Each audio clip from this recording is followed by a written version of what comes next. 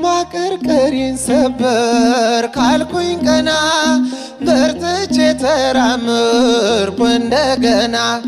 በጠላቴ ፊት ሞገስ ሆንከኝ ለባሪያህ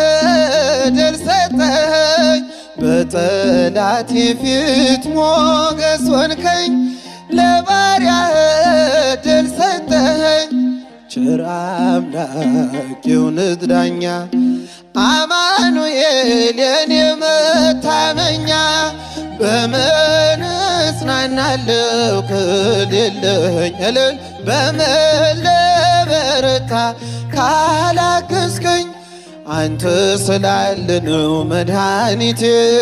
ቆሜ መታየት እልል ይባላል ይጨበጨባል አመስግኑ ቆሜ መታየቴ